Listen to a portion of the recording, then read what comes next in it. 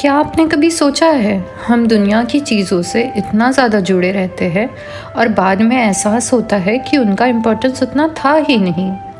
आज मैं आपको एक कहानी सुनाने जा रही हूँ जो इस बदलाव को बहुत ही सुंदर तरीके से समझाती है।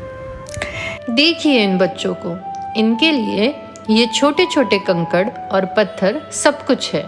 ये लड़ते हैं, हंसते हैं, रोते हैं और दावा करते हैं ये मेरा है, और दूसरा कहता है नहीं ये मेरा है। इन्हें ज़मीन में पड़े ये कंकड़ सबसे ज़्यादा इम्पोर्टेंट लगते हैं। लेकिन जैसे जैसे ये बच्चे बड़े होते हैं उनका पत्थरों के प्रति आकर्षण खत्म हो जाता है। क्यों? क्योंकि अब उन्हें पैसों में वैल्यू दिखने लगती है। वो पत्थर और खिलौने जो कभी उनके लिए खजाना थे अब उनका कोई मतलब नहीं रह जाता। ये बदलाव स्वाभाविक है। जैसे जैसे हमारी सोच और प्रायोरिटीज़ बदलती है वो चीज़ें जो पहले इम्पोर्टेंट लगती थी उनका इम्पोर्टेंस ख़त्म हो जाता है। अब इसी आइडिया को स्पिरिचुअल लाइफ में लेते हैं। आज हम में से ज़्यादातर लोग उन बच्चों की तरह है जो पत्थरों से जुड़े हुए हैं।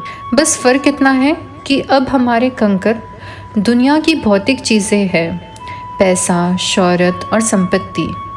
हम इन चीज़ों के पीछे भागते हैं, इनके लिए लड़ते हैं और इन्हें अपनी खुशी की चाबी मानते हैं। लेकिन जब हम अपने दिल और दिमाग को ईश्वर की तरफ मोड़ते हैं तो कुछ अद्भुत होता है। जैसे पैसों ने उन पत्थरों का इम्पोर्टेंस ख़त्म कर दिया था, वैसे ही ईश्वर का प्रेम भौतिक दुनिया की चीज़ों को फीका और अनाकर्षक बना देता है। दुनिया की चीज़ें के प्रति हमारा कनेक्शन ख़त्म हो जाता है। ये है ईश्वर के प्रति आकर्षण की शक्ति। जब हम ईश्वर की तरफ आकर्षित होते हैं तो बाकी सब कुछ सेकेंडरी हो जाता है। सच्ची शांति हमारे जीवन में बहती है।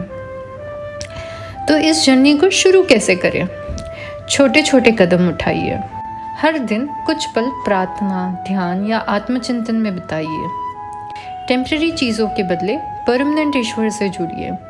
जितना आप ईश्वर से जुड़ेंगे उतना ही ये पत्थर और भौतिक चीज़ें अपना असर खोना शुरू करेगी।